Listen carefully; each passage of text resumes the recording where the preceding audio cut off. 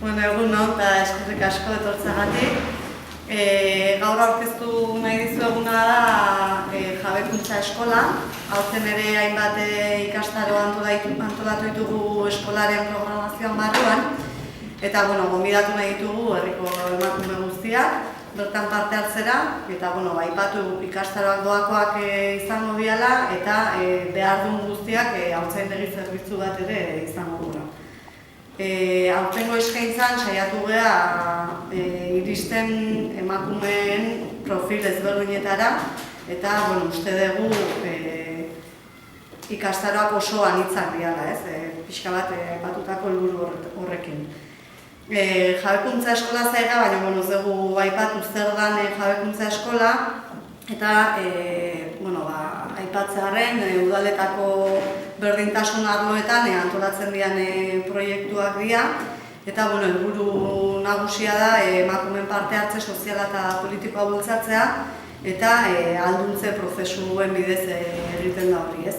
Eta alduntzea ari geanean, egia pixkat, emakumeak gure izaeraren autokontzientzia hartzeaz, autoestimua lantzeaz, gure gaitasun propioak ezagutzea eta emakumeak dagokigun gure espazio hori berreskuratzeaz.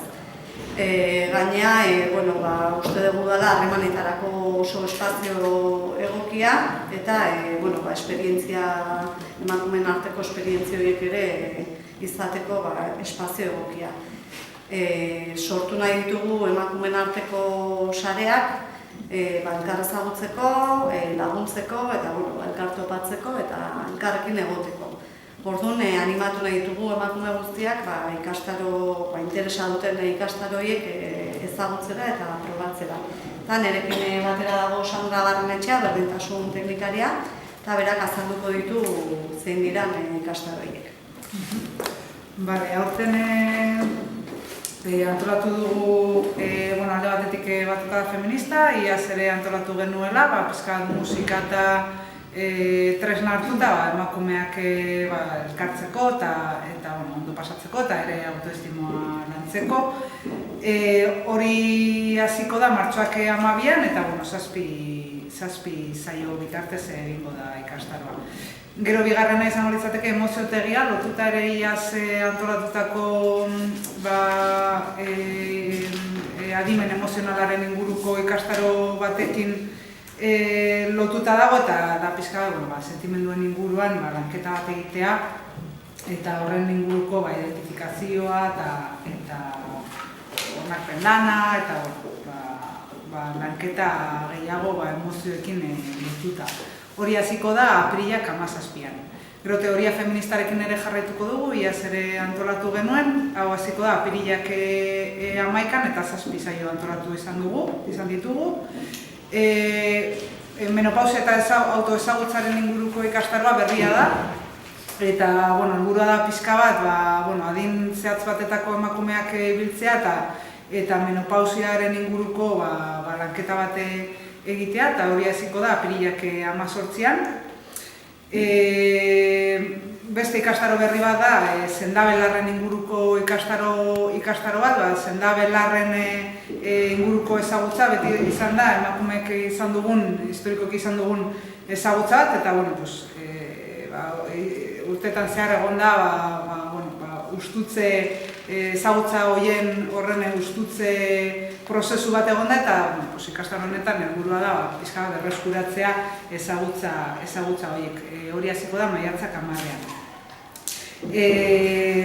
Beste ikastaro bat berri bat da hezkuntza eta hezkuntzaren ardura berdintasunaren aldeko bidean, hau antolatzen du Ametsondoa elkarteak eta helburua da pixka bat lantzea berdintasunean oinarritutako hezkuntza bat zer den lantzea eta gero egongo dira egun bateko ikastaroak. Bata da pixel arte ikusentzunezko alduntzerako tailerra eta honen helburua da pausuz pausu ekimena, martxoak 8aren inguruan egiten den ekimenaren inguruko bideo bat egitea eta hau izango da otsaiak 24an eta gero autodefentsa tailerra. Iaz ere antolatu genuena. Ekainak 16an eta azaroak 17an izango da. Eta gero ikastaroetaz aparte, badaukagu ere jatorrian hitzetako emakumeen elkargune multikulturala, hau ez litzateke izango ez da ikastaro bat, baizik eta emakume migratuak, handoainen bizi diren emakume migratuak biltzeko eta elkar ezagutzeko eta elkarrekin hainbat elementu lantzeko espazio bat. Hau ere iaz hasi ginen antolatzen eta aurten segida emango diogu. Orduan izena emateko, epea egongo da irekita, ikastaro hasi eta 5 egun lehenagora arte, eta egin behar den bakarra da berdintasun arlora deitu edo idatzi. Eta